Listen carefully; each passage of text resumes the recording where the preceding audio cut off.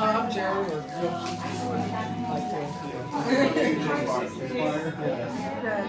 You're Jada? Cool. Yes, I'm Jada. Where's Tony? Who's on here? Yeah, that's his different. Yay, I'm gonna be like, yeah, just baby scoopers today. For sure. You got aim for Celine next time? I actually have gotten that. You got too. Celine? Yes, yes, she has. Many times. Okay.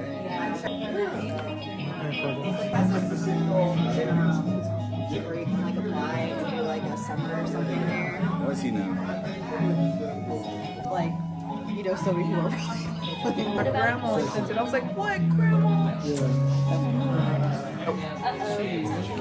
Can you see me? It's a video. Oh, it's a video? Yeah. Well, look at what we're at. Oh my goodness gracious. Dave. That pure Lagos.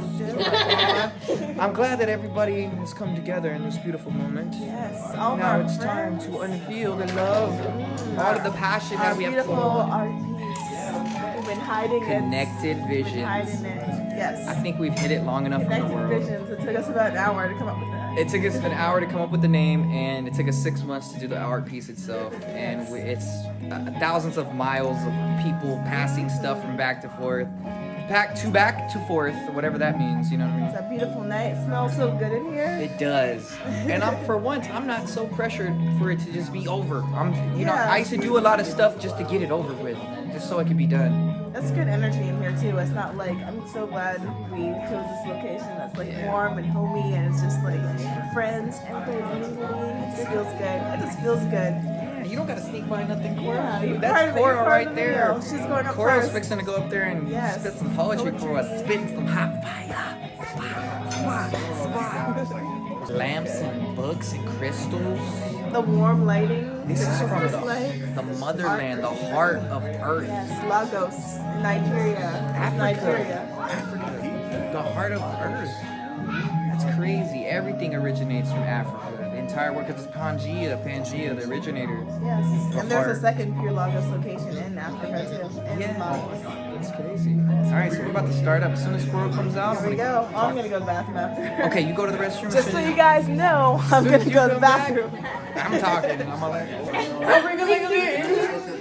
Ahoy, ahoy! I'm just laying. All right, my beautiful people, my dearly beloveds, we are gathered here today. Life is happening. It's happening through us. We are the smallest parts of life and also the biggest parts of life as well. Before I start this event, I want to say God is real, heaven is real, and we're in heaven right now, living it right now. This is it. So we have Coral's gonna come up and she's gonna recite some beautiful poetry. Your mother, right? Followed by her mother. What was your name? Karen. And followed by her mother, Karen, and they're gonna recite some poetry for us. And then we're gonna have Darius come up right up after that. And I'm just kind of excited to see what this goes. So let's give a round of applause for Coral.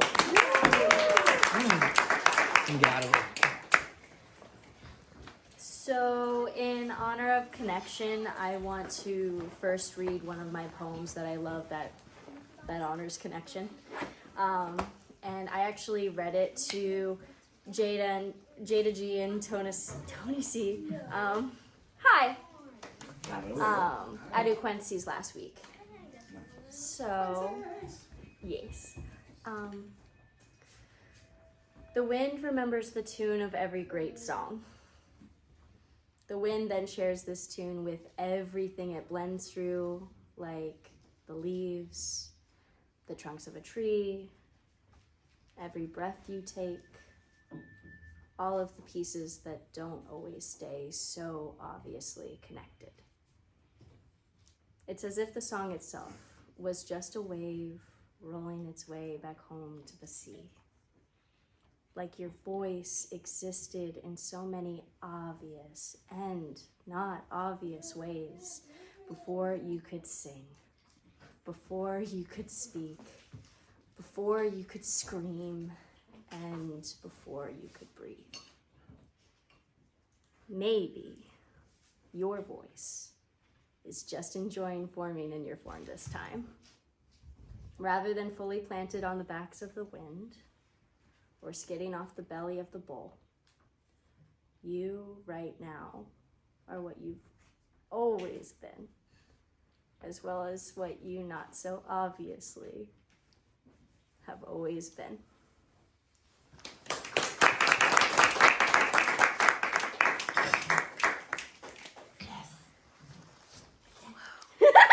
How loud can we get, right? Somebody break the sound barrier. I did. She'll try. I have. I wrote this one a year and a half ago. When I don't go somewhere, somewhere comes to me, packed then unpacked with all its honesty. It's nice finally just sitting and loving with ease, knowing and just listening, learning still. Language is love, no matter the origin. Homesick is universal. I hear you. I've seen a million shadows of light in the same spot over time, or whatever else you would like to call what I'm choosing to call time. But the point is, nothing is stagnant, and it never has been. When I stand still, I am never in place. And I've learned to find homage in that changing. Thank you. Thank you. Did you want to speak about yourself or how you got started or what Yeah. anything you want to say? Definitely. So I started writing poetry after my dad passed away when I was 15, and I needed an outlet because I found myself not being able to speak, so I had to write. And when that became not enough, like it's only one version of my voice that was being heard, that's when I then started painting. And I've done some photography when I realized that there was another thing that had to come out of me that needed to experience itself through my body rather than being stuck anymore. So, and I will do any medium that feels necessary because we are lucky enough to be born in these bodies this time that have access to all of these mediums, and it's a blessing that I do everything I can to not take for granted. Again, yeah. Thank you, Carol. Thank you so much. Now, next up we have Karen. What's your name? Woohoo! Hi, I'm Karen. I claim Coral as my own. That's brave. No, I'd be stupid not to. You know, if somebody else will. Exactly. You know, my husband especially used to try to rent her out. Oh my God. Does that sound good? This is like a stand-up. And actually because she was so cute and quiet and ours, so he would want other people to have the experience. So it was because he loved her. So I guess I'll talk about me when I'm done.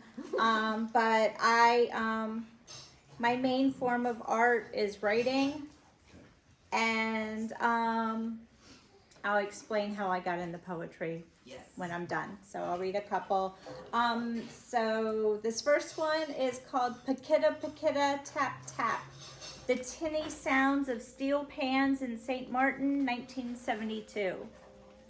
Leaving the airport, surrounding palm trees remind me of spring breaks in Fort Lauderdale, visiting grandparents. Blowing sun, beautiful and bright. Mom made us wear our sunshades, making sure not to be blinded. Humidity frizzes my tight brown curls. They used to be brown. Warm air comforts us like a flannel blanket in spring. Paquita, Paquita, tap, tap.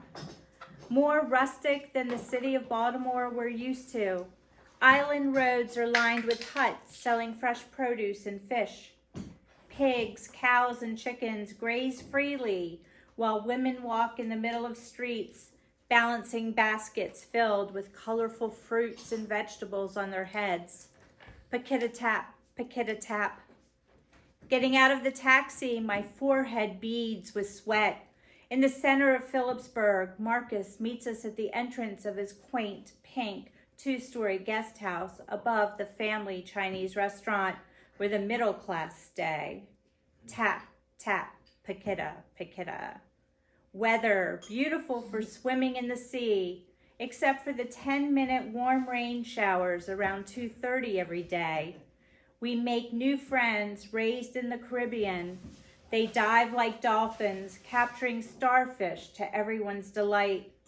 They teach us to speak a few words in Dutch, my sister and me. Tap Paquita, tap Paquita.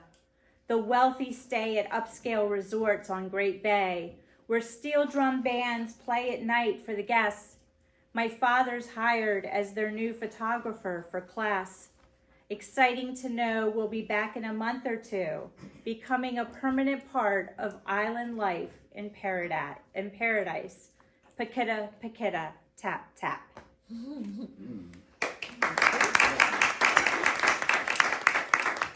And I am going to stick with that theme because I don't know if I have anything else really appropriate for this group.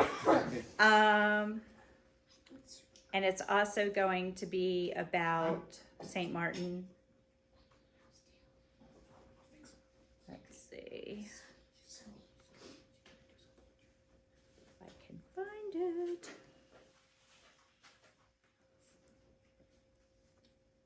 Yeah, there we go. Okay, so this one is called Starfish. Blue skies for miles extend across the Caribbean as directed by the bright sun. Remembering our new friends, Bubba and Supriano, rushed to the salty sea, feet impeding the sand, pushing the inner tube. Others join in. No flippers or life preservers. Tammy and I are with professionals, raised on the island, the sea their natural habitat. Holding on, we kick, we splash. Treading hands propel us further. No land in sight. We become an island unto ourselves. Heat of the light beating down on cherubs, cooled only by splashes. Waves around our singularity. A mile from shore, boys dive for starfish. Sun's reflection off water disperses shadows onto inner tube. Supriano emerges victorious, raising his prize mollusk. Wow, I like that. That was good. Thank you. Let's see. I started doing scrapbooking, actually, which I kind of figured out is like visual poetry. And I started doing that when Coral was in kindergarten. Depending on where we're living, it can be kind of hard to have space to do it, but I think I finally got my art room back. When my husband passed away, all of the stuff was in storage, and about a year later, Coral and I started taking writing classes at the Muse. She started with poetry, and I decided I think I've had such a crazy life, I don't need to make up fiction. So I went with creative nonfiction. Talk to me what that means later. So I ended up, I'm writing a memoir. It is about, I have been the survivor of many suicides in my life. My mother's attempt, my first loves, and my husband's successful 2 former roommates and some other friends and relatives. Wow. More than your average bear. Right. So I am writing about my traumatic childhood, and then, you know, when you're a teenager and you like a guy or you like a girl or you like a they or them, and then it's like, do they like me, don't they like me, and then what are these rules that we play? And it's not really a friendship, it's not really a relationship, it's a ship. Well, I'm the one who coined the word ship. So my book is about my traumatic childhood and the ship in my teen years, and how we kind of went our separate ways, but kept in touch, or I knew I was supposed to be trying to get in touch with him, and that was the same time that he took his own life. So that's what I'm writing about, and it's about basically, it's not about self-esteem. You know, everybody thinks that somebody that went through trauma is going to write about self-esteem. It's about growth. Yes. You know, I've been independent since I was, 6 years old and babysitting. 3 years old and taking care of my sister who spilled her milk. So it's about how I was able to grow into this person entertaining you right now. So thank you very much. And I'm looking forward to hearing what everybody else has to do. Woo! Thank you for sharing, Miss Karen. Oh, you're welcome. That was Karen and Coral. Everybody just give one more round of applause for them. For pouring out their hearts. Oh, yes, I can pick you up. Come on. Oh, my God. Up next is our good friend, Darius. Yes, we're going to get the sound set up real quick and then fall right back in. All right, let's do this. Yes, you can get Barney. Everybody looking beautiful again. Let's just do one round of applause. Yeah! All right, so we got Darius coming up. Darius. I kind of introduced him earlier. Yes. But Darius is the man. He's the stage play. He did have a couple things he wanted to say. So I'm going to let him come up here and speak on himself a little bit. Darius is just one of my best friends, and I love everything he does. Yes, we're excited. And I'm going to be over here ready to press play. Hey, y'all. So, my name is Darius Nelson. I'm a professional theater actor. I just wrote a play. I write plays. I direct, produce. I have a music persona. I've been working on an album since 2019. And every track is a different genre of music. I'm a Gemini, so I've been doing music videos, and I've been becoming different characters. So every song, I'm a different character. So today I'm Darius. I'm not Sherrod Marquell. That's my music persona. But I just wanted to present a song that I wrote. This is my first love ballad that I wrote. I wrote this for somebody when I was in school. She was telling me, this was a friend who could sing really well, and I wanted her to sing the song, but she ended up moving. But she was telling me about how she met her boyfriend, and I was trying to write a song for her, and she was saying, I said, can you tell me anything about him? She said, I don't know, I don't know. I can't think. And I said, okay, lost for words. So that's the title of the song. It's a love ballad, and it's basically about, I'm comparing love to death. How it's a little dark, but it's basically how when people get caught up in love, that it's like it's inevitable. It's one of those things you can't control. So I hope you enjoy it. Okay, I'm gonna sing. Stand up. Yep. All right, here we go.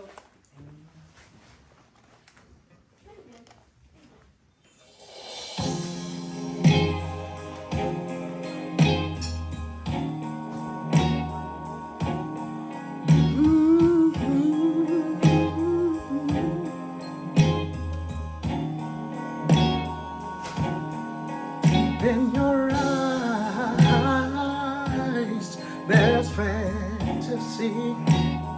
Not sure to believe the things that I see. Every time I may have doubt, show me what love's all about. When you touch me, I know that it's real. When you hold me, can't describe how I feel. lost for words. There's nothing left to say, lost for words. You take my breath away, everything that you do is beyond what lips can do. So I won't say a thing, but ooh, kiss all my dreams, made them come true. I open my eyes to a world so brand new. Storm clouds of love, rainfall ascends. Time spent with you, ooh, it never ends. When you touch me, I know that it's real. When you hold me, can't describe how I feel, lost for words. There's nothing left to say, lost for words.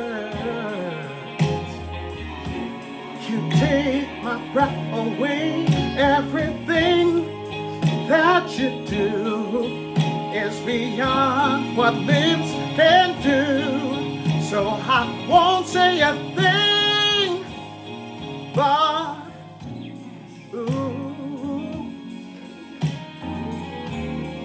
Everybody clap your hands. Yes! Yes! I want y'all to sing this with me. Sing it with me. You and me, chemistry, our love's a fantasy. In your eyes, I can see nothing but ecstasy. You and me, chemistry, our love's a. Got it? I'm gonna sing it one more time. You and me, chemistry, our love's a fantasy. In your eyes, I can see nothing but ecstasy. You're a dream, you're a song. I can sing all day long without words, without rhyme. You and me, time. Thank you.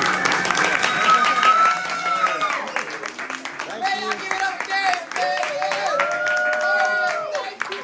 Oh, I was good. Thank you. That sounded good, So that was my first time singing that live. Yes!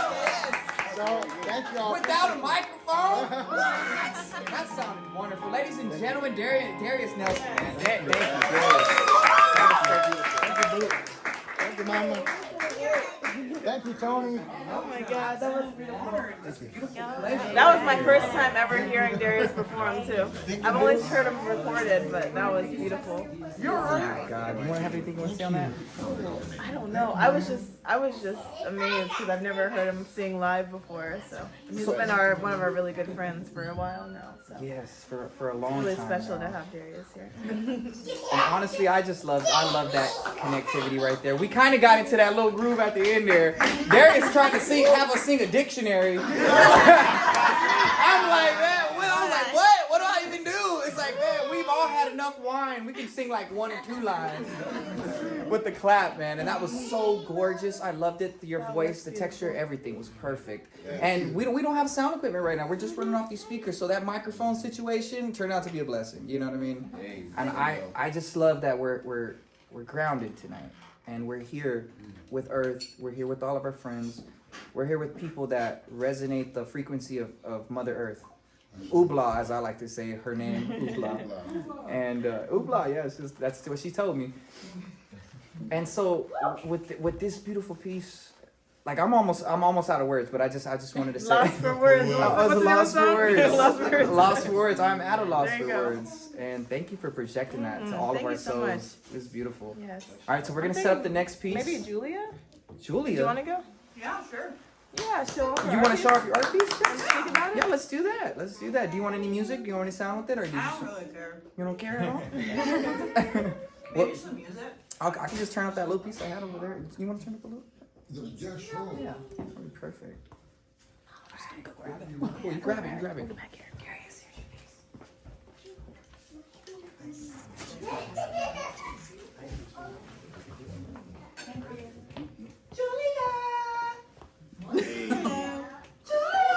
Oh, I missed that. Oh, nice. So, hi, I'm Julia. I'm a fine artist.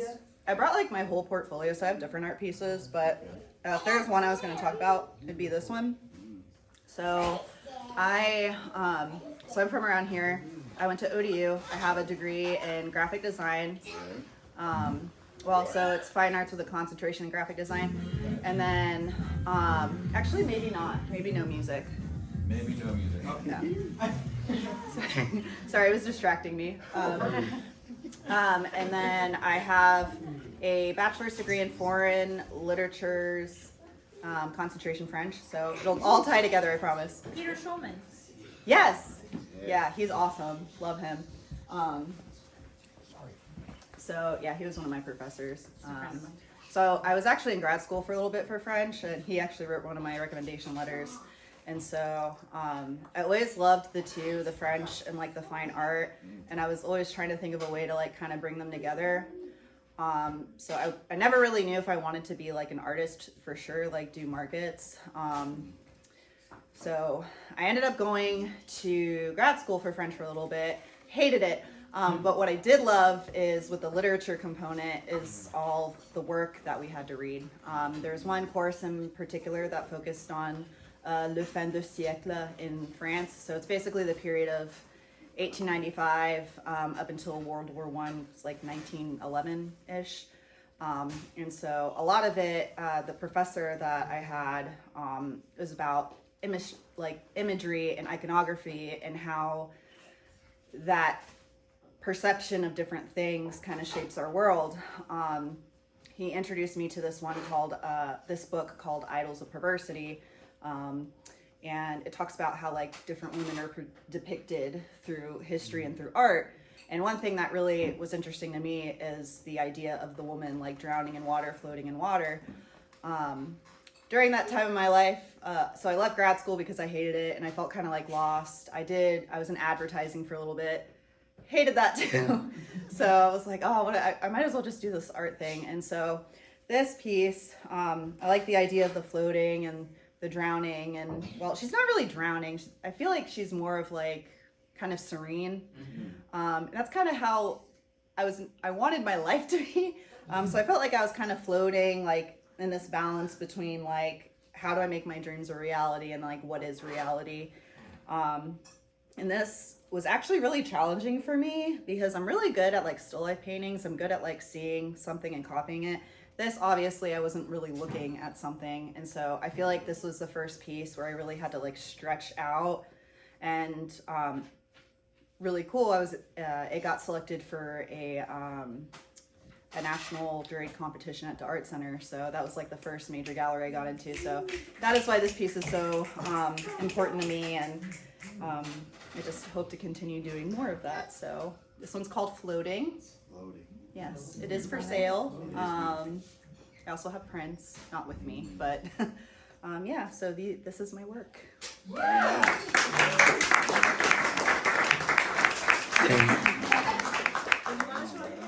Yeah, I can. I have like my whole thing. You guys just wait.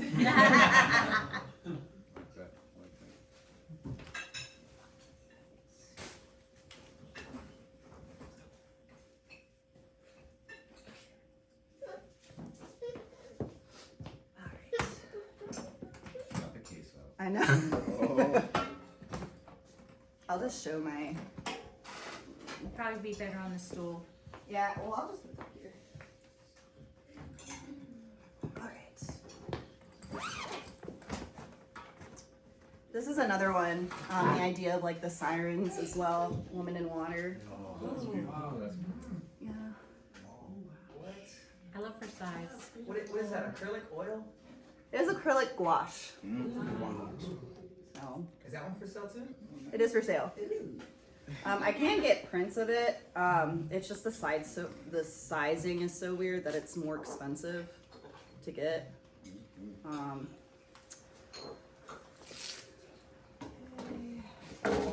And then this one made of stone. I like your palette. Yeah. I know, I'm like noticing I'm using like the same colors. That's good. It's cohesive. So, yeah, and that's kind of cool because I'm like developing my own style. Absolutely. The Julia. I love that. So yeah, this one is acrylic gouache, ink.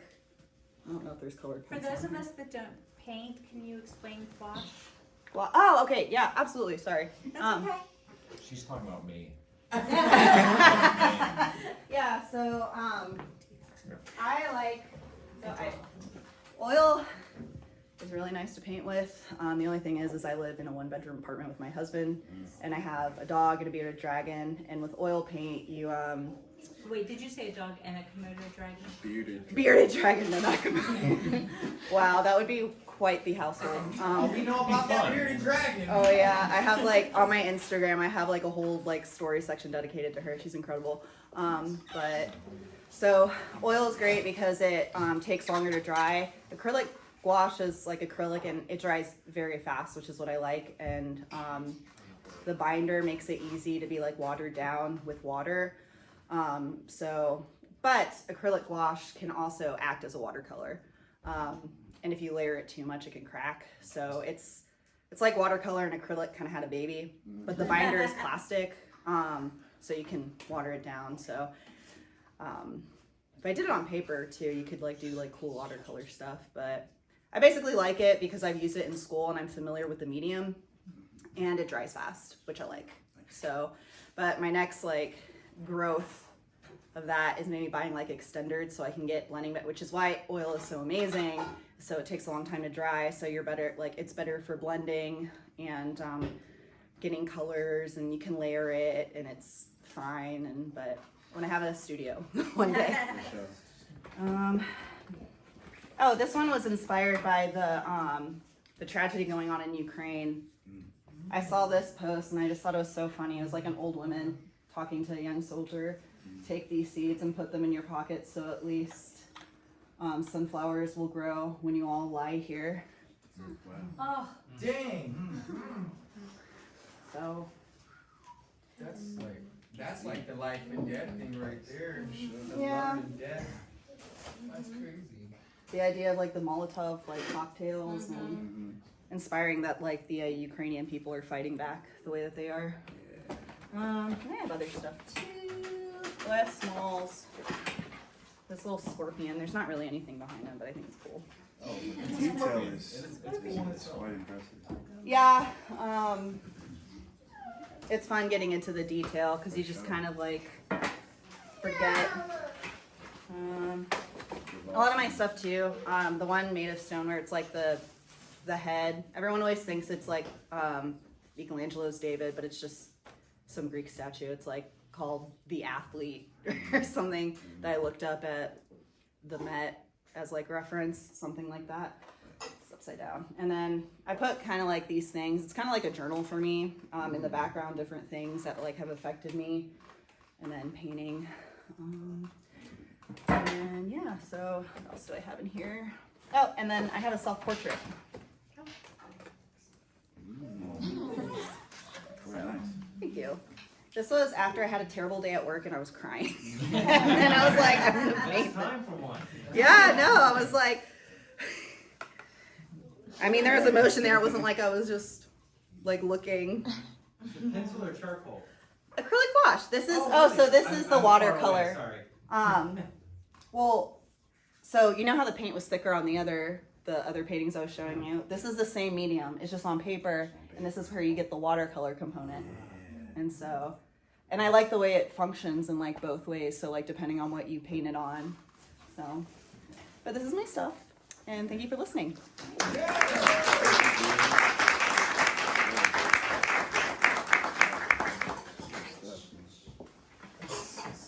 I have a question Yeah.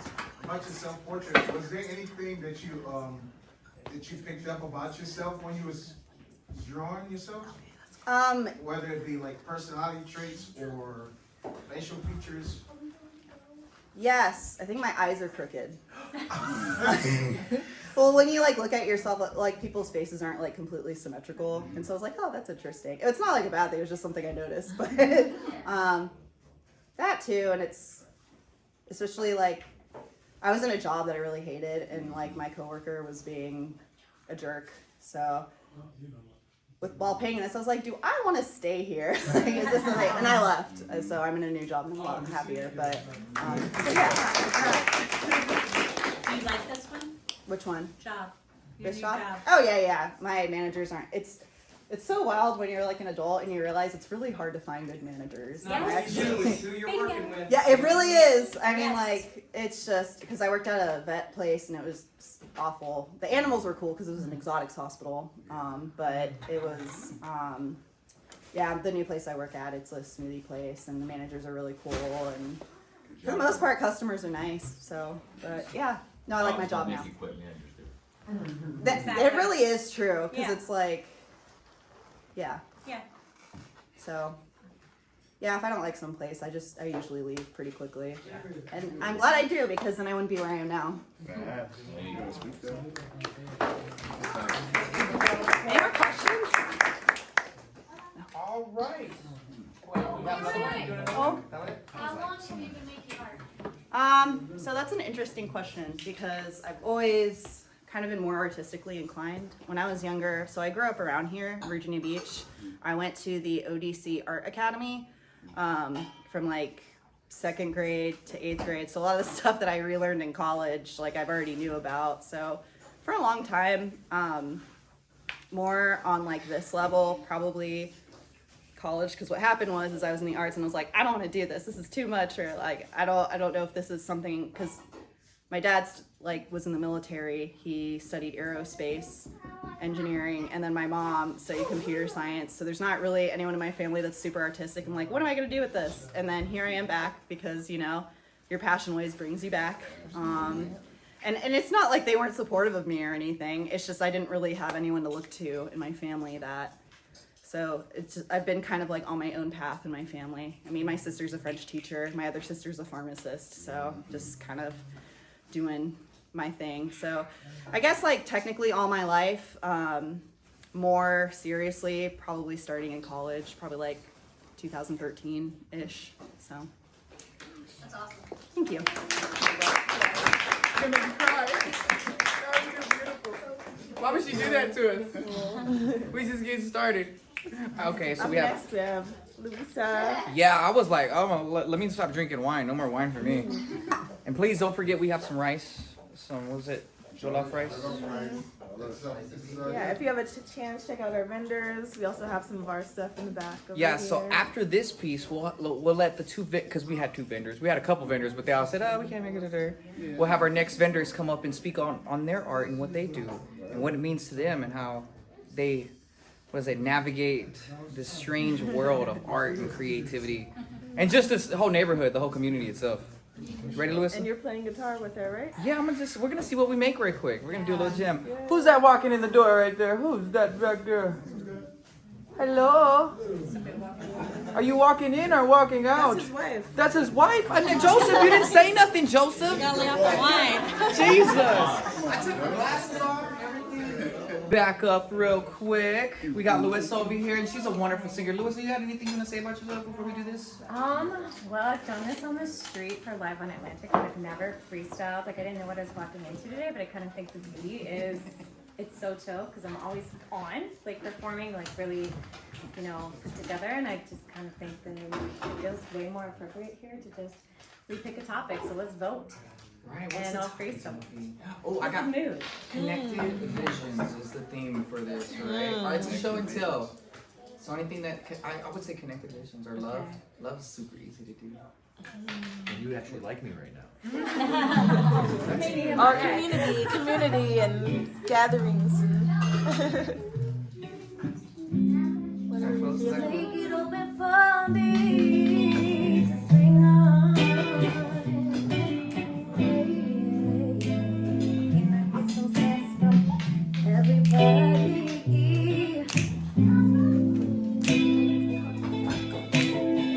Tonight, I'm so grateful. Thankful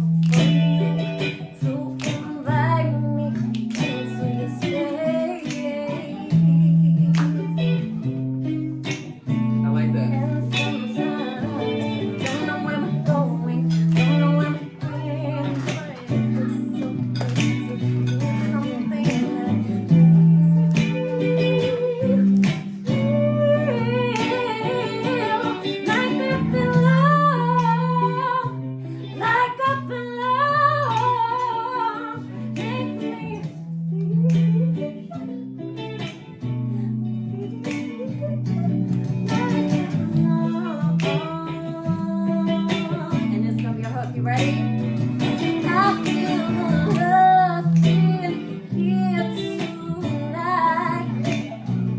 I feel the love in here tonight. I feel the love in here tonight.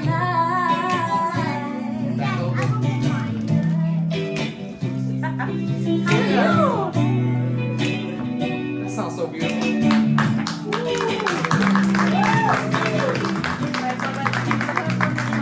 I got a singer here. You want to harmonize? Ready? Come here. You're harmonizing. We're having fun. Okay. Ready? I'll do the other thing.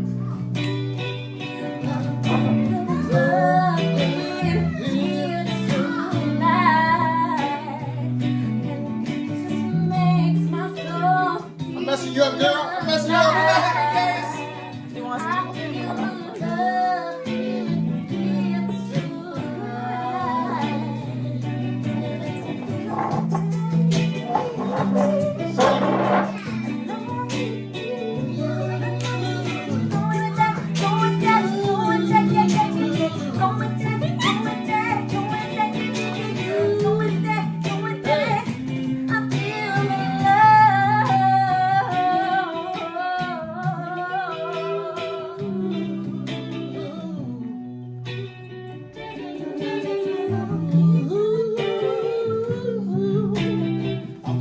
I ain't gonna mess you up, sir. Thank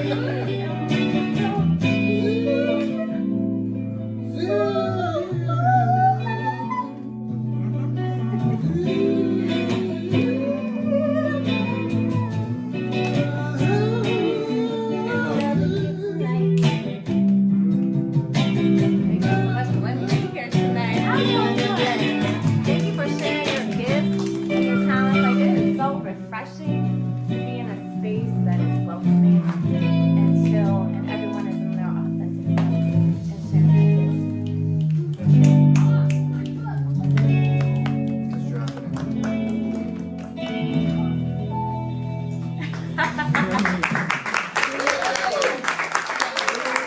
Okay, so every single part of that was just made up.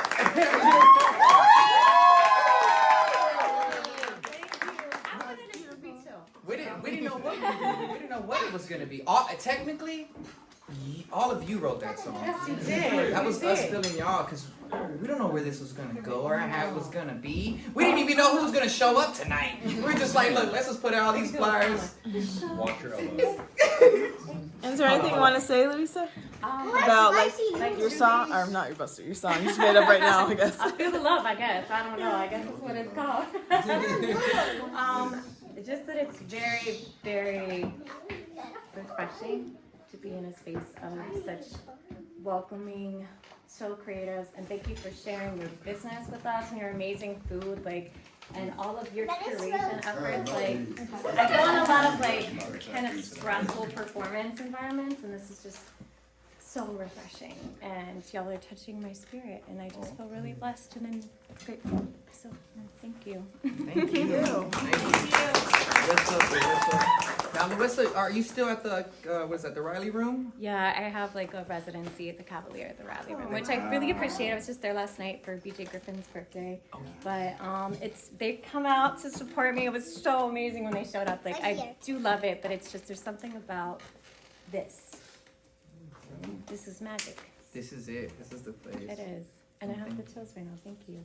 I was like a little, I don't know, is this working? Am I doing it right? And then she No. just blew me away. Thank just you blew me guys away. so much. Thank y'all for making this an easy, just Yes. like life going experience. Cause man, some places there's just too much production that goes on, and then that's the other part I want to lead into is that every part of life that we get, any part that we get a chance to be here in the moment, not thinking about the future, or killing ourselves over some past that probably didn't even exist the way we remember it. The moment that we experience now, this right here is the greatest praise and worship that we could ever give God ever in the history of mankind. Just us being here on one accord, agreeing on any little thing like this beautiful music, this beautiful woman, these beautiful people here. That's what makes God smiles down on us. when you went to heaven. Oh yes, if y'all have a moment, I would love to speak on that. Louisa, anything else you want to tell the people before I hang it I up? mean, does anyone have any questions? I guess we're doing like questions and all. So tell us about the residency. Oh, so I'm like a recording artist and all of that, and I've had the pleasure of meeting BJ Griffin, who took a chance on me because I've really struggled to find where I fit around here. I'm kind of told like I'm a little bit like Celine Dion, a little bit like this, and it doesn't quite fit at a lot of places. So the Rally Room has been probably the most welcoming space for me because I can just be my extra self and go crazy because I'm very extra when I perform. You can probably catch wind of that. But yeah, just share, honestly share moments like this where like we just connect and it's just magic. So I'm so grateful for that because every time I meet someone that makes me cry. It's so nice to have you. Especially that's beautiful. Yes, Julia?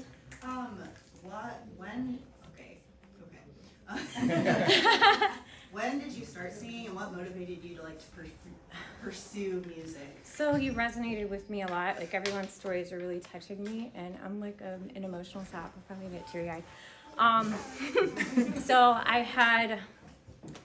I lost my mom when I was young, and I've since lost my dad. So y'all are hitting my spirit tonight. It's scary.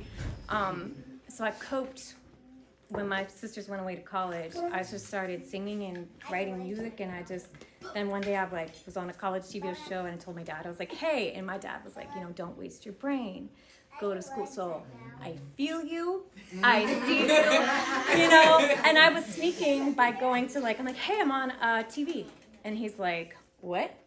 Like, yeah, I've been sneaking to the studio. That's how it was bad. So I lost it for a bit, but then I got Lyme disease in 2015 and brain swelling and almost died from it, and it brought me back. And because I didn't have a voice for a bit, and that is art. When you say you don't have the words, I knew what you meant. Y'all are hitting me so much tonight. It's weird. Yeah. Thank you. Thank you again. And thank you all so much for having me. Thank you. One more round. One more time, y'all. One more time. So, How do we follow you? right, where do we find you? Hey, yeah, you can keep up with me. I have a lot of shows. I'll be at the 17th Street stage with my own band for the first time. So we'll have a big party on the lawn. It's free. Just pay for parking. Follow me on Louisa Mood. So it's like a play on words. Louisa Mood. So LOUISSAMOOD. And let me know that we met here tonight if you follow me, please. When is the concert? That one is June 3rd. So I perform a lot right now. So I have a lot of things, really special one coming up. I can't wait to announce, but he knows. First thing with a major artist, so. Thank you all so much. Thank you. So I'll take this moment for the intermission. Leo, if you want to keep plugging up your stuff and stuff like that, and then if you're ready to speak on it.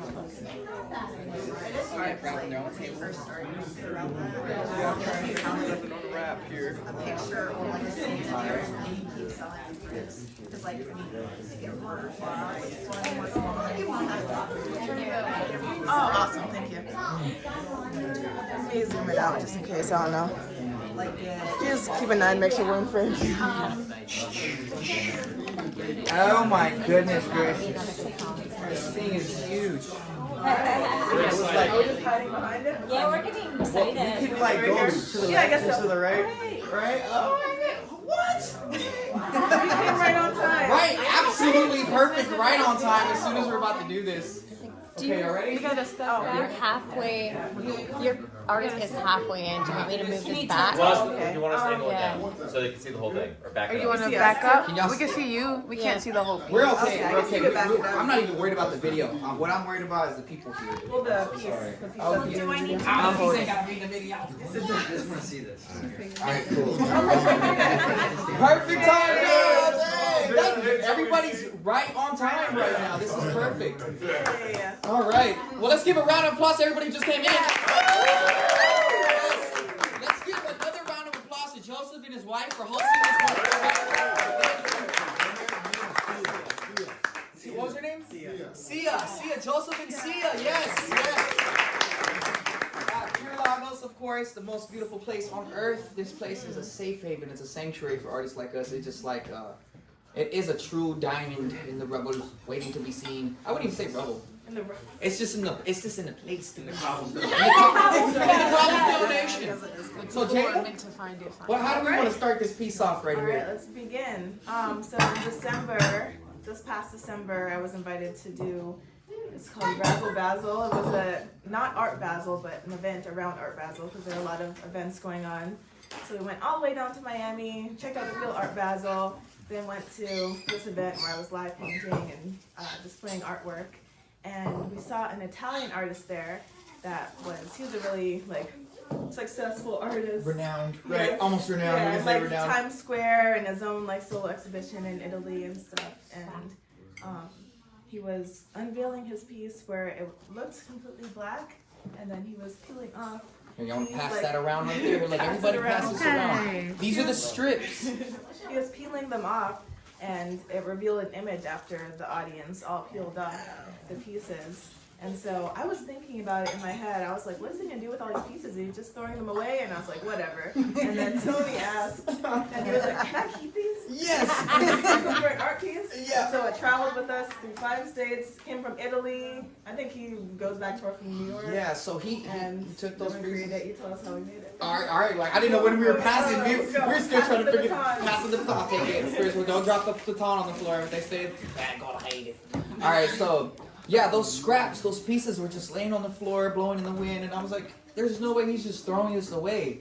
Why would he just throw this away?" He just flew this piece across the ocean, showed it to everybody at possibly at Basel. I think he had a piece in a gallery at Art Basel. And then showed up at this party. And for me, I'm a moment kind of person. So if I see I need to speak about something or just do something in the moment, I love to do it. So I asked him, would it be okay if we took these pieces back with us and created a sister piece? And he was just immediately yes, let's do it. I love that. I would love if you did that. So as you see, we took those strips. It's like a ball. It was crazy. It was all tacked up. Pass it to everybody. Pass it around. I want everybody to feel that. And it took us months to actually untangle those strips and create another image out of it. Now, his original piece was a portrait of Basquiat. A portrait of Basquiat with sunglasses sunglasses on that said, "Believe it or not." And in essence, that's what we had to get used to doing, believing that this stuff was blue chip before any museum, before any person came and put a stamp on it and said, "Oh yeah, sure, it's worth $1 million." We have to sit there and say, it's worth $1 million. Recognize your own value. Recognizing your own value. So we take the strips and we drove from Miami back to Virginia, which took 16 hours because we kept stopping. Oh my God. I was like, what happened? I could not wait to get back in this one. Take it back. We take Jada's beautiful her artistic rendering for portraits and her precision. And that lovely essence that she puts into every little piece, that little bit of love she puts into everything. And of course my wild, okay, this with this is this equals this, bam, done, get it out my face.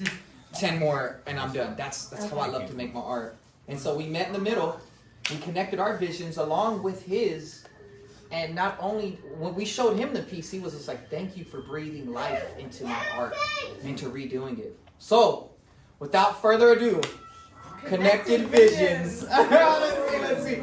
And here is the final piece.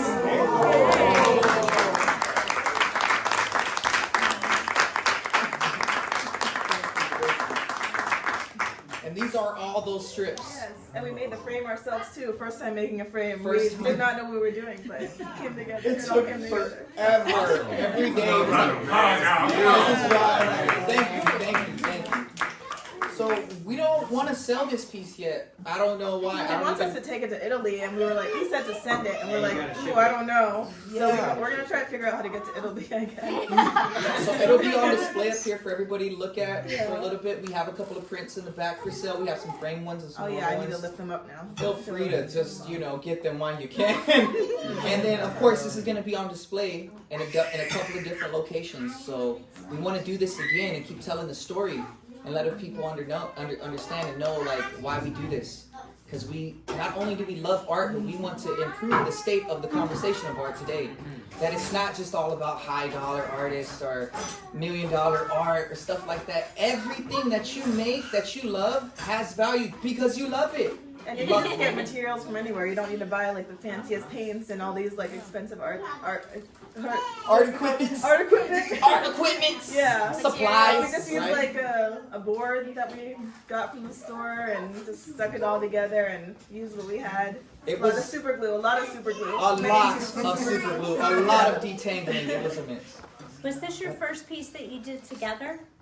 We actually made a UFO in December. Yeah. A few people in here were interviewed inside of it. It was a 9-foot tall UFO. Yeah. We're making it's getting kind of heavy, right? Yeah, this thing is like, it weighs 150 pounds. Oh my God. But yeah, it's a 9-foot tall UFO, and you can go inside of it. It had LED lights, and we had like all these like front. And it was warm. It was cold outside. It was like what, in the 30s or something. Yes, it was very cold. It was December in Virginia. Yeah, so it's in my backyard now. No, I just have a giant UFO in my backyard.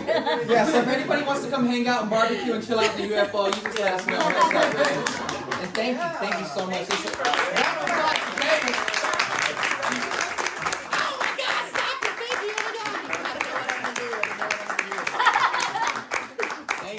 you. I actually don't know what else to say about this thing. So tell us, it's beautiful, but tell us about why this image and where this image came. I mean, we heard about the material. Okay, so Close. you got anything you want to say? Well, the Ladies artist, first.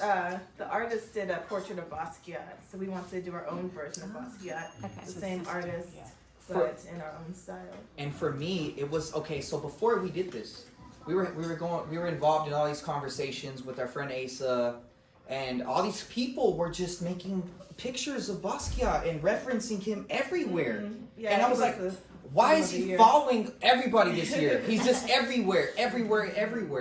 And so it goes into what our friend has said right here, that sometimes it sucks that you have to die for art to be worth value.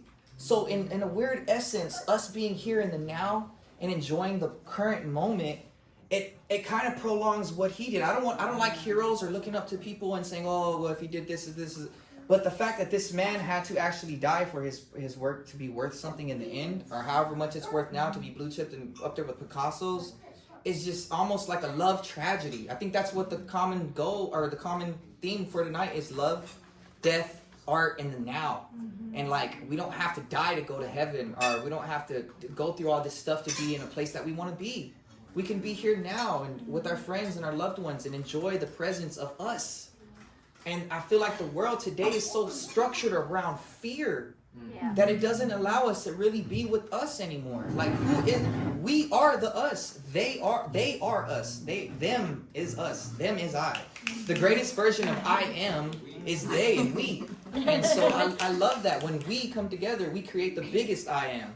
And I love that. And I really want to say that that's what this piece is about: connecting visions and him without the glasses and showing the eyes and showing the soul and the love and all the care that goes into this. I wish we could have put a Papa Red on here somewhere, because he had this red duct tape that he was hanging it on the wall, and this man was just in love with his art and he loved what he did.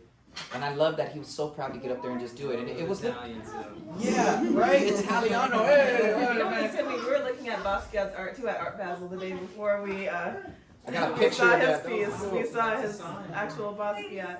But yeah, we're just telling the story, our story, and then the story of like art kind of traveling, being bounced back and forth. Yeah. This guy was inspired by Basquiat, we were inspired by him, and it's like transcontinental and up and down the coast and all over. All around the world. And while I have your attention, I would like to say this: that God is real, heaven is real. Heaven is a real place. It actually exists. I don't know about dying, I only know about waking up into a new life. I feel like death isn't even a real thing, it's a construct. Every time that you go to sleep, you go into a place, and that place is heaven. Your mind, your inner self, the inner being is heaven. But this is also a version of heaven as well. I was in a dream. It was a real thing, and it was realer than I could ever say. And I'm talking about, I got bad eyesight, so I need glasses. All of you are blurry right now. I'm like, well, hey, what's up, everybody? I can definitely see Josh. He's like, and this blue right here from Joseph, that's like easy to spot. But when I was up there, I said, oh my God, I know exactly where I'm at. I'm in heaven. And my vision was as clear as day. And I said, wait. Take me to the most important place in the kingdom. And they took me to the Praise and Worship Center, which was a giant temple made out of sacred geometry. And there was long white tables with thousands of people just sitting there eating food, talking, congregating. And I instantly understood. Every image that they showed me, I instantly understood what it meant. That the praising and worship is this. Us sitting together, just talking with each other, being with each other, not judging each other, just enjoying each other's presence. That is what God loves the most. And I don't know what God you believe in, but I'm not trying to say it's this God or that God. It's just the whole unity as God. That's what God is, us together being like this, man. And so after that, shortly after that, I'll tell you, I'll skip to this little end piece because this is a book I'm writing. And I would really love for all. I want to give this book away for free. That's what he told me. He said, look, I'm going to give you something, but you got to give it away for free. And I'm like, what? What does that even mean? He said, abolish the dollar is not your currency. Money has never been our currency. Love is the currency. We are the most valuable resource on the entire planet. Without us, every other resource is just a thing. It's just a mineral, or is it just something growing in the woods or whatever. We are the ones that put everything to use. We're the one that put people to use. We're the ones that use each other and love each other and reciprocate off each other, and it helps us grow and it helps us become beautiful. But this is like the best school that I've ever been to, Earth, because it allows you to learn and it allows you to learn each other. And I said, wait a minute, what do I got to do to come back to this place? Because they took me everywhere. They showed me, so it was 4 hours long. 4-hour dream. I was like, this is beautiful. And I was going down mandala tunnels to get to places. They were playing tones, and I would go through mandala tunnels and end up in another place. And I said, I would do anything it takes to come back to this place. And they said, do you feel this feeling of love that you feel now? Share that with the people that you can. That's it. That's it. I was like, what? No tithes and offering? No praising and worship? He's like, no. All that is man-made control, trying to get you into believing something so you can be under it. I'm here to set you free and set you above every belief, because I'm above every belief. And I love that. So this feeling of love, any feeling of love that you feel with your friends, your families, the things that you love, share that with the people you can. Don't force anything on anybody. If they don't want the message, you just say, okay, cool, and keep on moving. And that's what I'm here to do today, to share my immense feeling of love with all of you. Because I am the one and only Tony C, the lover, and I love all of you. And what you see is what you get, Tony C. And what you see is what you're Jada get, too. So thank you so much. Thank y'all for coming. Thank you for pouring your energies into this place. Thank you for bringing all of your souls and all your life force into this place, because that means the absolute most to me. And I love all of you. And that's all I have to say. It means so much that everybody came here. Should I show my other art piece? If you want to. Yes. Would we love to see our art piece out? We're going to put this in the back. If anybody wants to take pictures with it or anything, it's in the back. It's right there kicking it. When are we going to see the Scallywag? Also, Tony, warn us if you're going to take us to church. What was that? Warn us if you're going to take us to church. I do apologize for going to church. Let me take it over there. God does not believe That was a church. God does not believe we are the church. nature is church. Nature is church.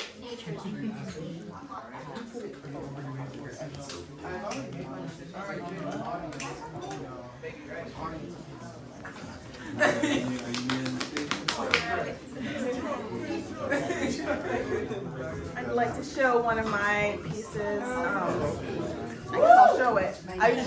So that table on the back is all my artwork. I usually do bright and vibrant artwork. I like portraits with like a... It's loud. I like doing portrait artwork with a little bit of a dark twist. And when I was younger, I started off with like pencil portraits. I used to like draw my friends. I used to go to concerts and give it to like all the bands and stuff like that. And so I decided to go back to the basics, go back to pencil drawing. I found some matte graphite pencils. And so this one is a self-portrait that I did towards the end of the year. Yeah, like the end of last summer, I think. And it's also about like rebirth or death and rebirth. I think that was the theme of the night, something like that. But the snake sheds its skin, but it's still the snake, and she's transforming. The lotus flowers stand for rebirth, and it's also like the cycle of life, how the skin goes back into the earth and grows new beautiful things. So yeah, it's about this transformation and interconnectedness. That's basically all I have to say.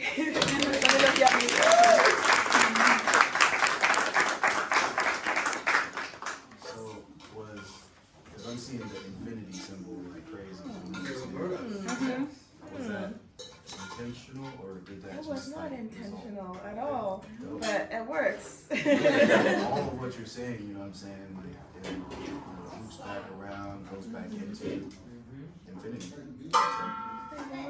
I was gonna go more bold too with the snake, like the shading, make it a lot darker. But I kind of like how from far away you could just see the shape and it looks like an abstract piece if you're like really far away, and then you see the details the closer you get. But yeah, I just wanted to go back to pencil because that was my thing. And yes, thank you.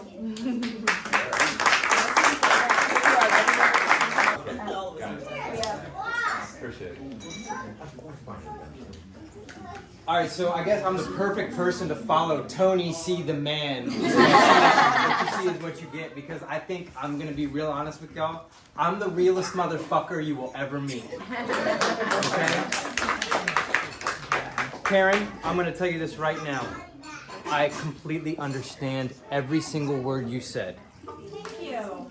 I have faced death so many times and looked it in the eye so many times, and I have survived every single encounter with death looking me straight in the eye. And if any of you ever want to go home and look yourselves in the mirror and stop self-deceiving, if you know what I mean by that, and be completely and utterly authentic with yourself and everything you've done wrong and everything you've done right in your life with love and fear, which are the themes we're discussing here tonight, right? Mm-hmm.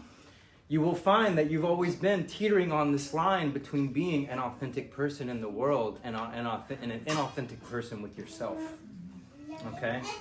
Pins. I make pins. That's what I do. Okay? It's so silly, but it's so beautiful because, as my ex-wife would say, Ryan, you're playing with children. You're playing with children. These pins, they're for kids. Okay? She was from Sardinia, ancient island in Italy. And you'll go home and look that up and discover that the Nuraghi were some of the most ancient people on this earth, creating sky fountains that praised this celestial moon and sun, which is what Tony's kind of describing, in that the cosmic Mother Earth is God. The ocean, the sun, the moon, the planets. We are star children. We have dust. It all comes off of us. It's what we are made of. We're almost all water. And that is where life comes from. I've learned recently that is where galaxies are formed. That is essentially the same warmth and cooling that occurs to create galaxies and form stars and form the cosmos, right? I never thought I'd go this deep, but after everything that's been said here by everybody, it's only appropriate that I go into this. I've had a religious experience in the last month and a half.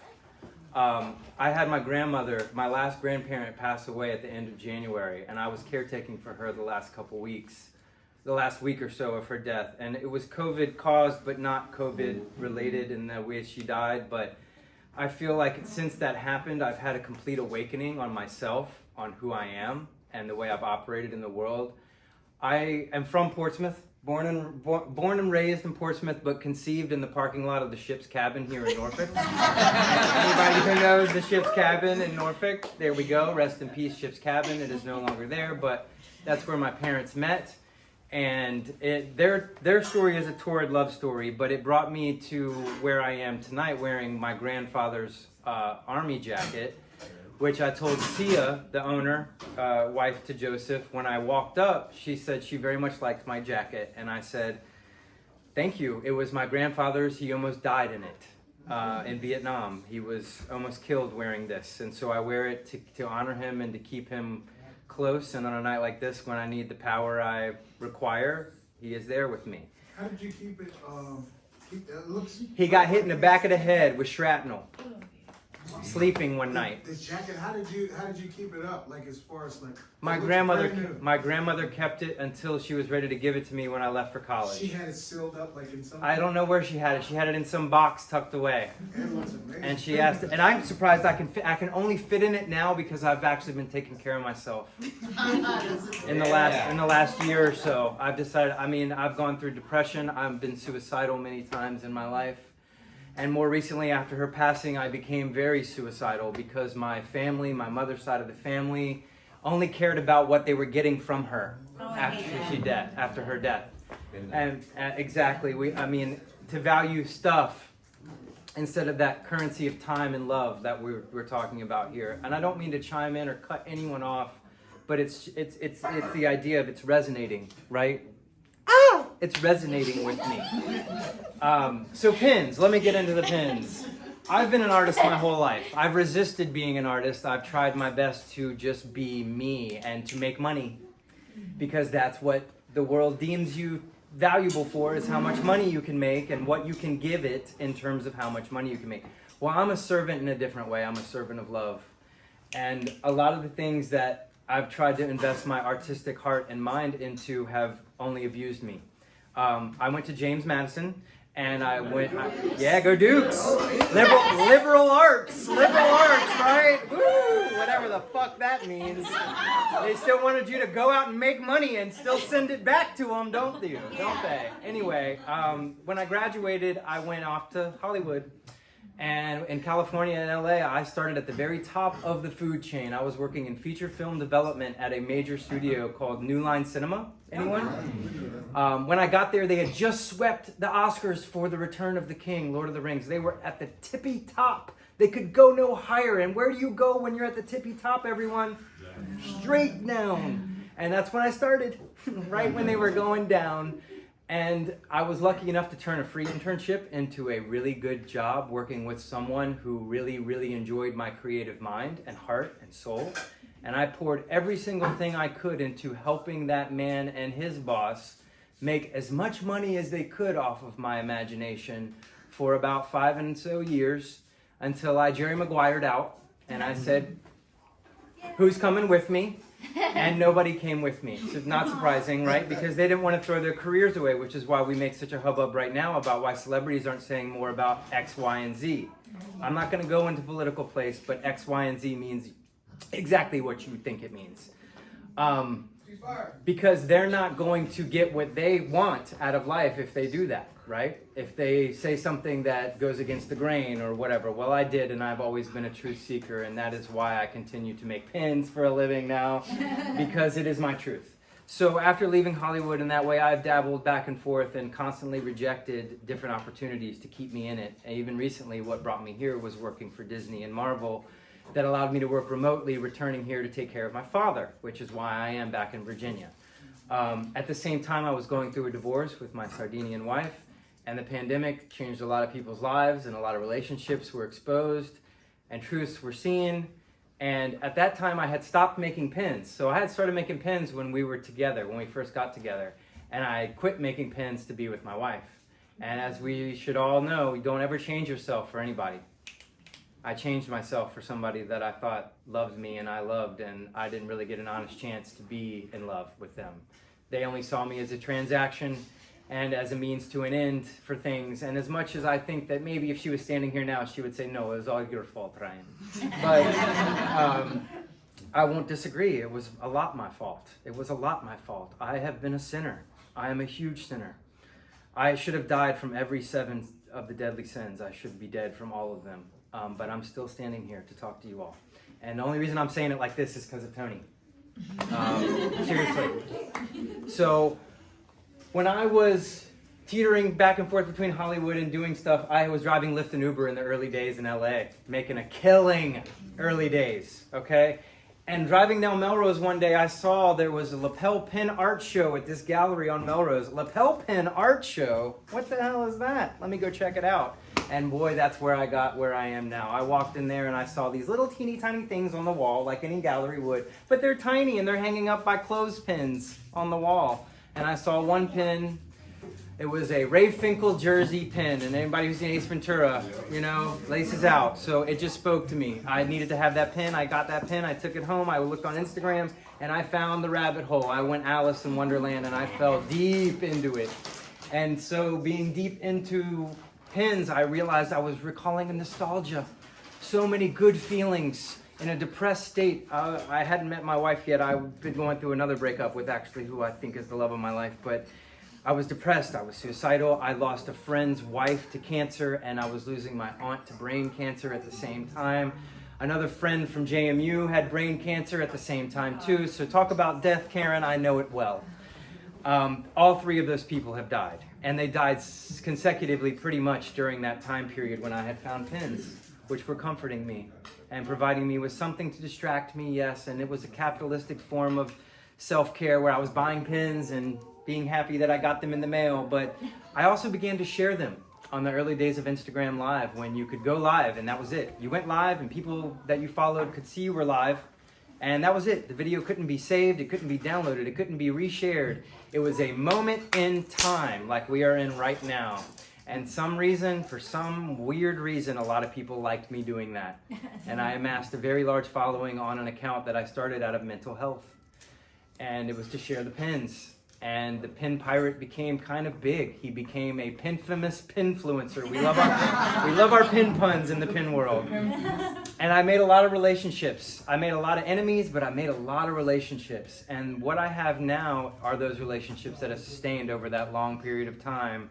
And a divorce and a marriage and living in Europe and a whole bunch of things that have changed me and who I am to stand here right now and say, pins saved my life, because if I didn't have pins right now, I wouldn't know what I'd be doing. I wouldn't know where I would be, where my passion would go. It is what my heart desires, is to make a pin. And Amy Bruce can tell you, who's here, that when I see something, I automatically think pin. Right? It's where my mind goes. Even women that, since my wife, and I've told them, look, pins are a priority for me. And they're like, okay. And I'm like, no, really, I think of pins pretty much 24/7. And it might sound weird, but it is where my heart lies. And I think that if all of us search our heart's desire and use that to fuel what our mind's eye can create from our imagination, we will find exactly what we need instead of what we want, okay? Everybody wants to be this, wants to be that. It goes to the conversation we were having before this all began, when the intimate group that was here in the very beginning, we were talking about want versus need. And it always stems, from what we, instead of what we want, and yeah, Mick and the Stones, they knew it way back when, and they say it so simply, but you do get what you need if you search your heart's desire, instead of pursuing what you want, to be a celebrity, to be famous, to be a successful brain surgeon. Does your heart desire to be a successful brain surgeon? Did your heart desire to be a French major? You see what I mean? thought it did. Exactly. And you've found a reconciliation with that and your heart now, where your heart desires, right? So anyway, the pins are what they are, but they bring a lot of joy to a lot of people, especially at the level of the child level. I get a lot of kids that come up, and I also get asked to censor myself many places, especially recently, to take some of my more risque or whatever. I have no nudity on this board. I have a butt with a thong in it, okay? We can see that on Virginia Beach and Ocean View and any other beach you want to go to in the world. So if you're not policing your own children, is my opinion, then I shouldn't be the one to have to do it for you. Yes. In fact, what I do is I take care of the kids, because I was abused as a child. And I know exactly what it's like to not feel safe around people who you should be able to trust. And so the pins allow me to get into that world a little bit and to make the kids feel like there is somebody there who cares about them when their parents are off either getting drunk at the brewery or not paying attention to them while they're at my table. And I don't mean to end it on that note, but I'm just saying it's about accountability, and boy, I'm trying to be as accountable as I possibly can, as I always thought I was, but I am not as accountable then as I am right now in this moment. So, thank you all very much. If you want a pin, let me know. I give away way more pins than I sell. I think a lot of people would attest to that who know me. So, I'm one of your pins. there you go. So, What's your favorite pin? my favorite pin isn't on this board. It's because I didn't make it. It's a pin that says a naughty C word that we all know I love, but it's spelled out in Lucky Charms marshmallows. It's fantastic, and it's been my favorite since day one, all that time ago, 2017, 2016. So when I found that pin, I was like, oh yeah. And as an English literature major, I majored in English lit and minored in analytical film theory, so stories are my thing. The story of that pin is totally awesome. I just love the alliteration of it. You know what I mean? So my favorite pin is my Shrine to Death, which comes from a comic panel, the Infinity Gauntlet. So if anybody's familiar, and if you're not familiar, there's this comic book called Avengers or Infinity War. You know the movie. There's a guy named Thanos who is obsessed with getting all these little gems that made him all powerful over all of existence, all of reality, all of time, everything. And in the comic panel, he worships death. He loves death. He wants death to come to him and be in love with him. And I've always found that relationship, Tony C., so beautiful because I am in love with death. I love it so much. I cannot wait to feel the kiss of death, but I can because I'm still alive and God has told me why I am here. And I've been given purpose to be here, to be my own self, to stand in my truth, to stand in my vocality and my own, that no one else can be. Because you're not like me and I am not like you. We are all unique into ourselves. And we need to act that way more often. Yes. All of us. Do not be afraid of being yourself. Do not be afraid of saying something that might offend, because it's not you who are offensive. It is the easily manipulated who are easily offended. Okay? Yeah. So there we go. Any other questions? I just like hearing you talk. Right, keep going. Give us some more, please. Oh, I could go on forever, but Give us some more. no, there are others to share. Thank you guys. Thanks for having me. Brian, Brian, whatever. Scally. Scallywag Supply, Brian, ladies and gentlemen, one more time. Beautiful round of applause for that right there.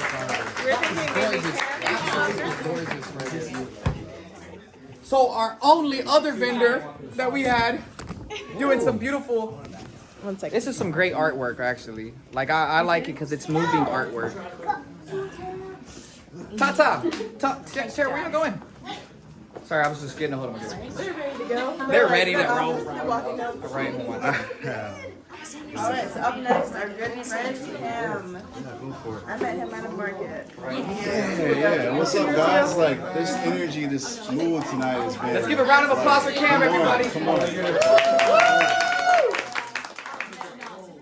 Oh man, that was wow. That's a lot of stories that have been told tonight, and I'm so glad to have just absorb that and take it in.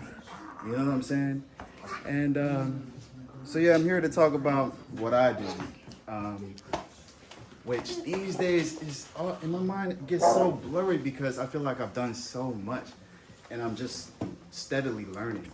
You know what I'm saying? From comics to doing covers for musicians to experiencing the musical world and just having a ball, you know what I'm saying, experiencing that route, as well as staying true to what I started with, which is drawing. And drawing is provided so much for me in my life, knowing that there were so many different branches that came out of that, you know what I'm saying? And I've always just been an individual who loved to just explore. And so, man, how I started on shoes and just tapping into everything that I learned previously, but just funneling it into one object that I could hold, that I could, it's three-dimensional, right? And so I just walked into a Vans store one day, and I love Vans. That was probably my first brand that I just really connected with. And it was at the time it was, they were doing a collab with Pixar, Toy Story. So they had the little aliens, and I bought that pair. But at the same time, I was looking at the designs and just going it feels corporate. It doesn't feel like someone just really put paintbrush to, shoot and make something really unique. You know what I'm saying? Like I said, I'm an individual who, likes unique things. And I want to, so when art dabs in there, that the creative, CEO mentality of wanting to create something that is from you, unique, because it is yours. And that you don't have anything to worry about because it came from you. No matter you can try, and there are some great artists that can copy a painting down to maybe the last, stroke. However, your DNA is still put into that painting, making it yours. You know what I'm saying? And so taking that mentality further, you know what I'm saying? Everything that I did had a resonance of this is rare. This is only gonna come from you. You know what I'm saying? Like Scallywag got the same mentality, you know what I'm saying? But so when I found that shoes, like, and I had to do my research. I had to, like, you know, couldn't just say, oh, I'm just the boss of this shit and yeah, fuck everybody else. No, there were players in the game before I stepped in, you know what I'm saying? Like, it's good to know that from other people's perspective, I'm the first person that they know that does this. Man, there's some really good people out here. Anyways, there's a whole community actually. But yeah, just taking that and knowing that I love shoes, I love Vans, I love the open space on the toe where you could, like, for the classic slip-ons, it was a perfect canvas, you know what I'm saying? So like, and it even's like canvas white, so it was in the name. So I just started messing around, started making my own designs and just started wearing them, you know what I'm saying? And the reactions that people got, the lit up faces, it was like it was Christmas, you know what I'm saying? And I never forgot those feelings because like that's what sparked the conversation out of nowhere. I could just be walking down the street and someone see my shoes, and if I'm wearing one of my infamous pairs, which is Sonic the Hedgehog, maybe some of y'all have seen, people, it's like a conversation starter, you know, it's like a billboard. It's like, you know, if you ever just like, whoa, like, yo, I love Sonic, those are yours, you created that, like, whoa, you know what I'm saying?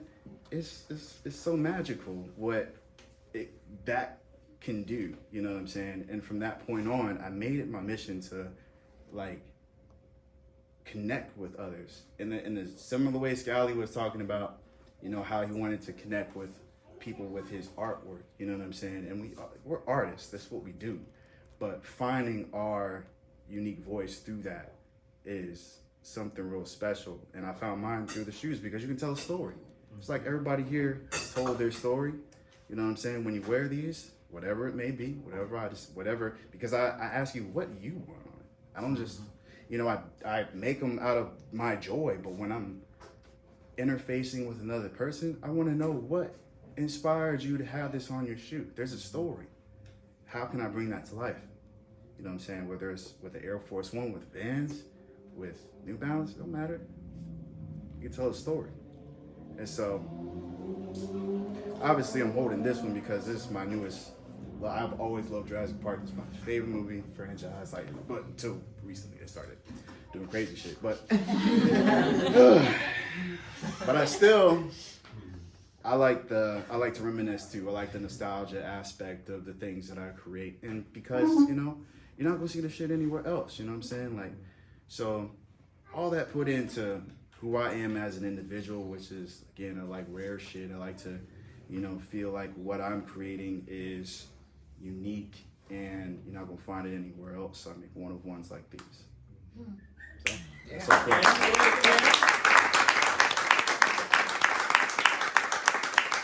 Yeah. And so you know, I could go on, but does anybody have any questions? Oh, you want to? Did you put gloss? Did you put gloss at the end of it? When I saw you painting it earlier. Yeah. It looked like yeah. This is just how it looks when it's dry. I haven't even put the gloss on it yet, but when I do, oh my goodness. How long does it take to dry? Because your hand is like where you were just painting a little while ago, right? Yeah, and it dries really fast. I was like, you know. Yeah, absolutely. Is that like a special type of paint on there? So it's called Angelus leather paint. So it's really for this type of thing. You can use it to paint on backpacks and other like a lot of stuff. You know what I'm saying? So do you strip the shoe first? Like you take off like with acid? Yeah. So like the part of the process definitely, and yeah, when I start getting into price points, when I start talking to people about like, oh, why does it cost this much versus how much this? It's a lot to do with the prep that goes in. So like a leather-based material, you have to take stuff off because it's factory finished already. You got to remove it in order to paint back in order for it to bond and then seal it back up. Yes. For something like Vans, it's just canvas. You know what I'm saying? You can just go right on it. You know, no prep needed. So the price is a little bit different. You know, so. Do you have issues with copyrights? No.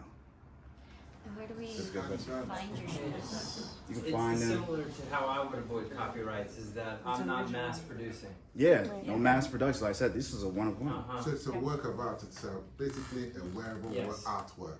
What's that? It's a work of art. It's a wearable work of art that you create. Yeah, whatever. You know what I'm saying? Wearable It's a fashion. one-off. I mean, Right. it's not unlike, we're similar in that way, is that it starts a conversation without saying anything. Absolutely. If you take a look at the logo, this is the, you know, obviously the shape, the color, you know, is Jurassic Park.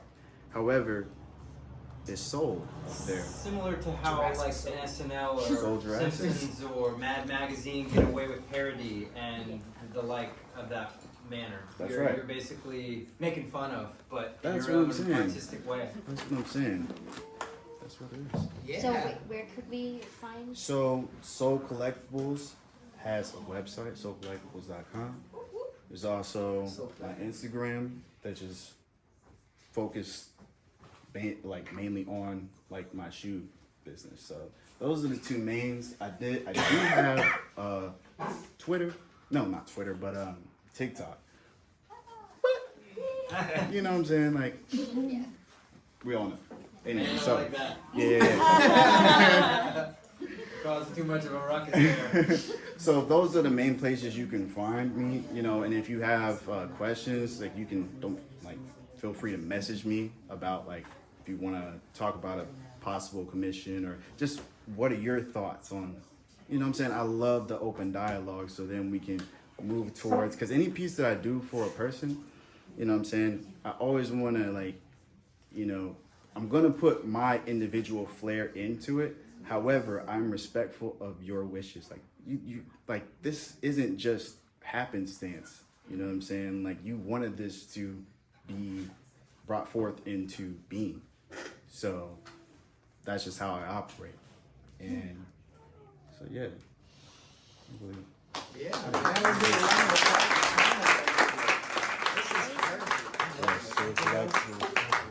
I'm loving this. This is moving real smooth tonight. It's finally reaching a point of, what is that called? The jish of the night, where everything is beautifully rotating effortlessly. So for our finisher, our closer. Oh, we have. Oh, wait. Wait, right? Isn't there? No, Laura's just left. Yeah. Okay. So we have one more beautiful musician. Bye, Laura. That's gonna essentially serenade us out of the door. Did you want to say anything? something real quick before Show we your work get into the before you music? go? Now she's here in the what is that place called? The Selden Market. Selden Market. She Selden has their Market. own. What you opened like a few months ago, right? Yeah. Your own shop Yeah, in where Pure Lagos used to be, right? Yes, Yeah. so I am in a space that had some beautiful company in it beforehand, in Selden Market. I am the owner of Kumba Studio, an artist, creative, and I've been in the scene since I was a little kid. I took classes at Clayton Singleton. I've been around people within the community my whole life. So just as I enter into adulthood, because I'm 22, and being an artist and starting something for my own, just fostering that community and making what I had.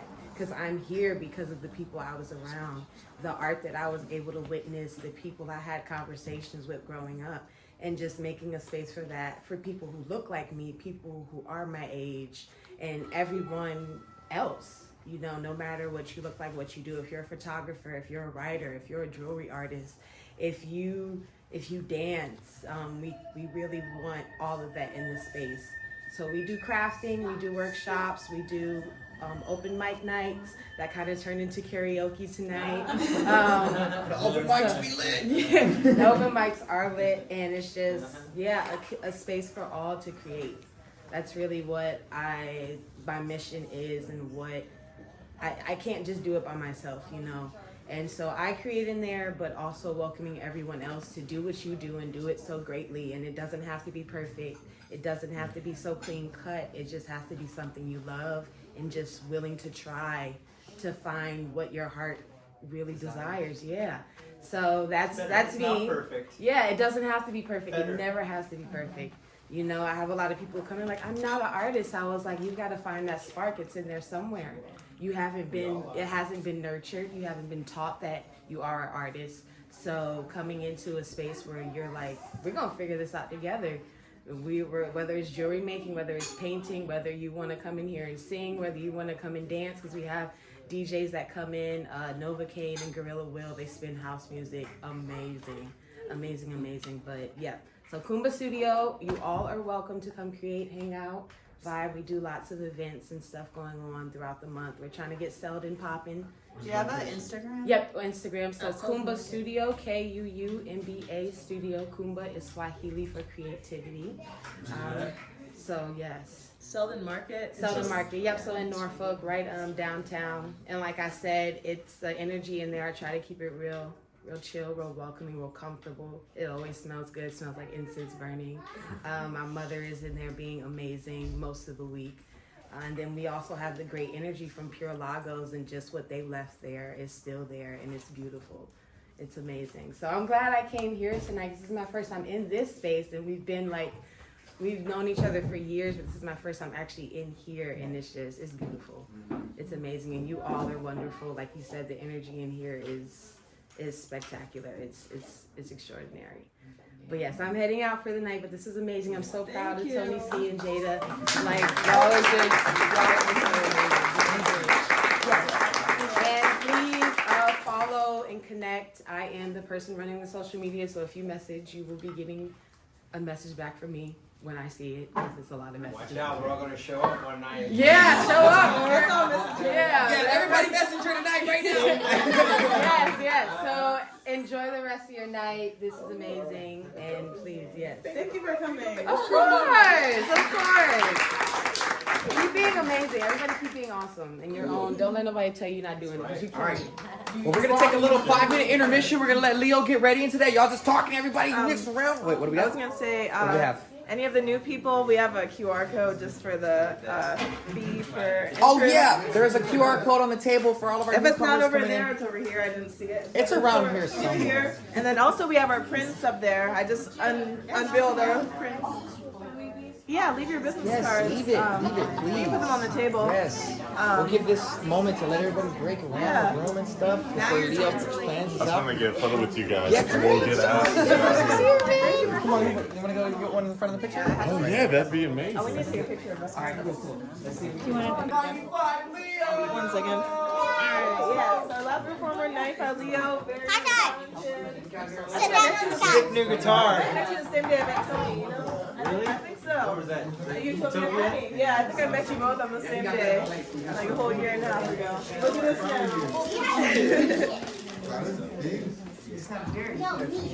Ready? Yes. I'm sorry, I can't talk loud, but. Alright, everybody, our last performer. Let's go for it. I'll show first and I'll tell. Do you watch television? Jada's gonna watch it.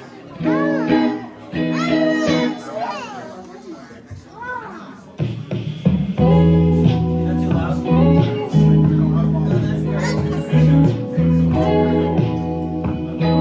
How we doing? How's everybody? I can't talk very loud, so. It's okay. This is all produced and recorded by me, so.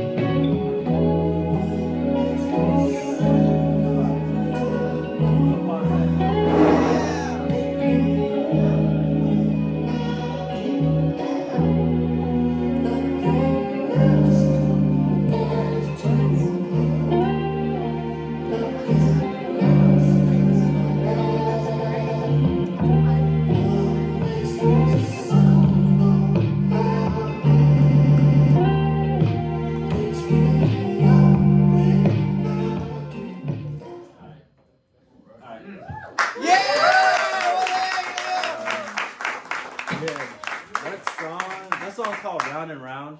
I kind of felt like it went with the theme of everything tonight, which is kind of just things being a cycle.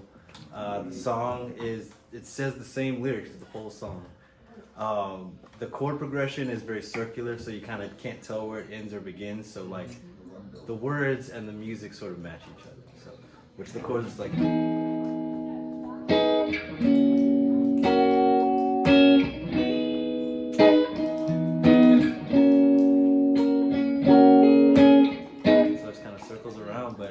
Yeah, it's all produced by me, recorded, everything played by me. So, yeah, man. When did you write that? When did you write that?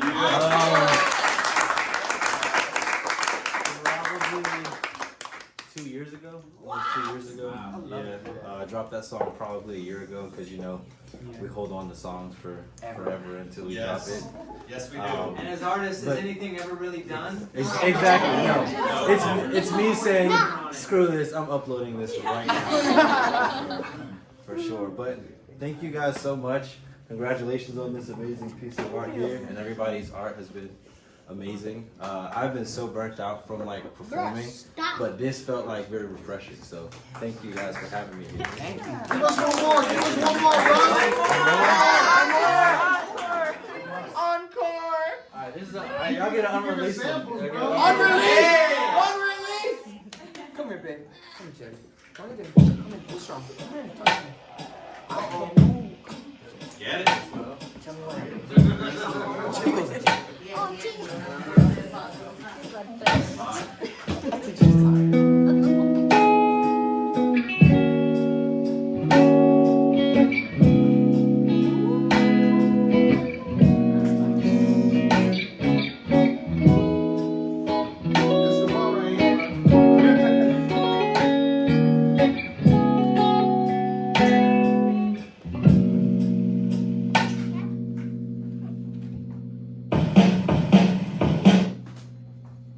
This is live looped, y'all, so y'all bear with me, alright?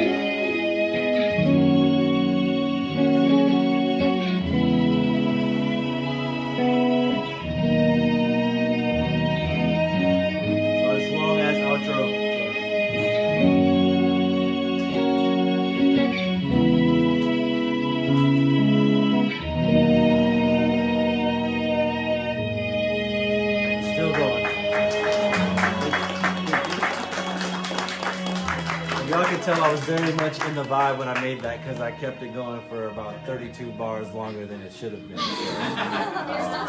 yeah. Thank you. No such thing as too long is good. Thank you. Ladies and gentlemen, boys and girls, Gun Pop Leo.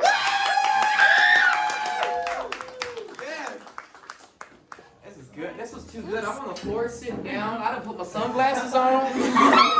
Well, how y'all doing tonight? How y'all doing okay? How y'all doing all right? I just want to thank everybody one last time for coming out. Thank you for all the performers. When I first got into the art scene, when I first got into the art scene, I didn't realize I was going to meet so many different types of artists, and it's always inspiring going out to all these art events and seeing everybody's different perspectives and styles, and musicians and poets and visual artists, and everybody is just so inspiring and so authentic, and it's cool to see people that are really just going after. Bye! Thank you for coming. You were amazing. Bye. Thank you. Thank you for singing. Everybody that's just following their passions and like going after it, because I always tell you like art's not a real job, but you can make it a real job if you want to make it a real job. And life is not about like life is about enjoying yourself and expressing yourself and meeting good people and spending time with quality people. So you all are very quality people, and I really enjoyed tonight. Best crowd of people to unveil our art piece too. So. Yes, I'm really happy. And thank you to Joseph. Did you want to say anything? Yes. Thank you for hosting tonight. I just want to say, just quickly, we've been here for about 4, maybe 5 years, and honestly, we've had a lot of events here. This has been the most beautiful, the most colorful, the most authentic. And my only wish is that perhaps, if it's possible to make this a regular event, it would be great, because there is a thirst for a gathering place for creative people that are afraid to be themselves. Like Scallywag was saying, it's okay to just be your unique self. Nobody can do you better than you. And I think just seeing this, I mean, who cares where you're from, what you think, or what your religion is?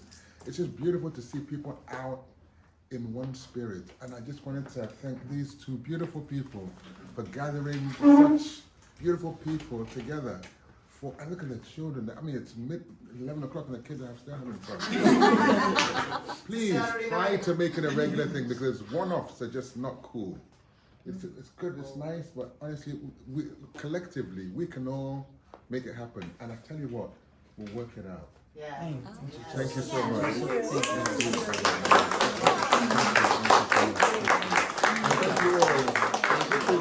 A round of applause for all of yourselves. And as you may know, my name is Tony C. What you see is what you get, nothing more, nothing less. My name is Aim for Jada hope G. and hope for the best. That's Jada G. And what your Tony C is what your Jada get. And that's the conclusion for tonight. Thank you so much, everybody. Thank you. We're gonna play some music, and everybody can just kind of kick it and talk to each other for a little bit while we just figure out what's next. Yay!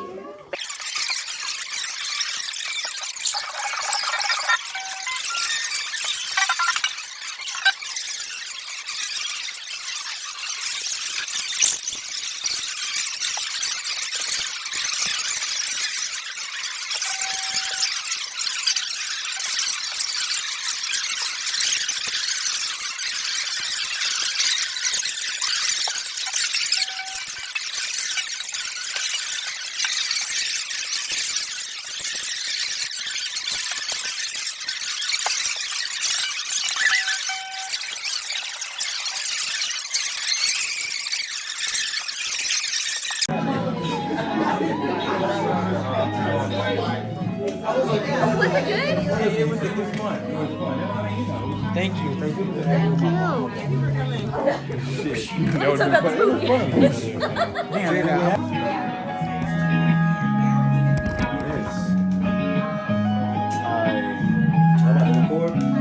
I'm just been recording on the room. You're good. I love, like, so when you went about, okay, so these are the strips, you know, I'm trying to like remember everything that you said. That's dope. So you took the strips and put it, the pieces together to make a basket. I really like that. We're trying to do something original. I don't know. It just all came together. Like make a, you know how people don't really make like a artwork for a song? I wanted to make a song for a piece of art. You know what I mean? Like scoring a piece of art. If I said anywhere else or whatever, everything I said, I wasn't going to share any of that. I was going to say something like, a long time ago, I started. Yeah, that did. Like album covers.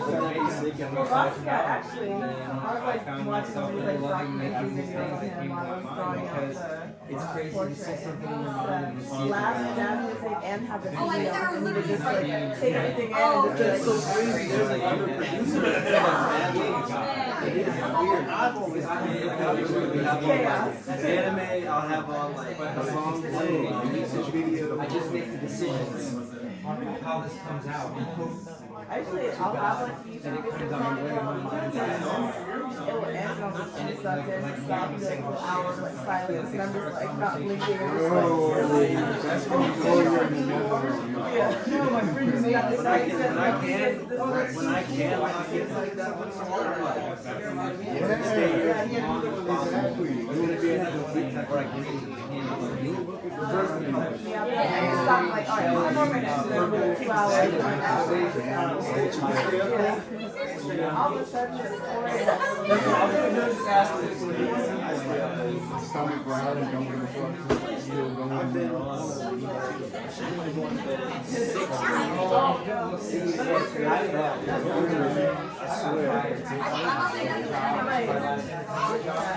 I'm not gonna knock your phone over, I promise. Actually, I probably will. You want to watch it? Okay. Actually, I will.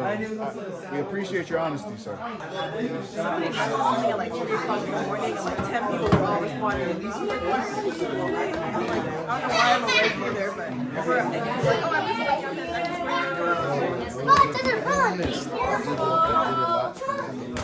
There's a lot. Oh no, I don't play on stairs. I was like,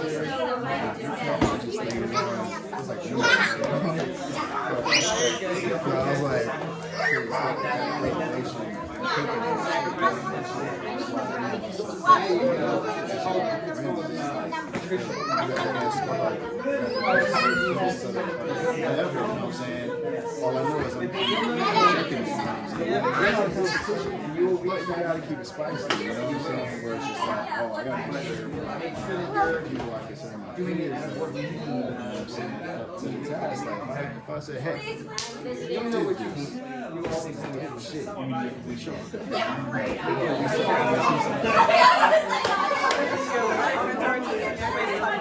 Like it keeps going. Like, all right, now all my friends are making stuff. I need to make something.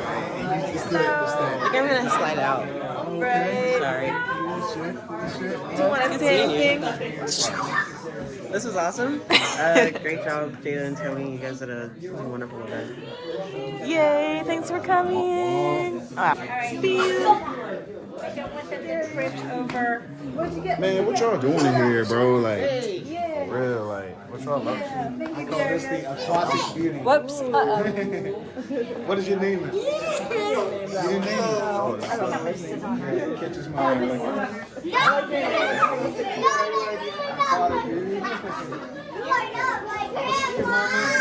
You are not my grandma.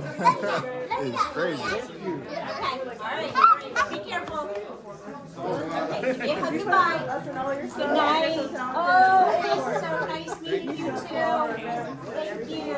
Keep your dad This going, was okay? beautiful, and I'm glad you said. I'll see you next time. I might help Now you. make up your daughter.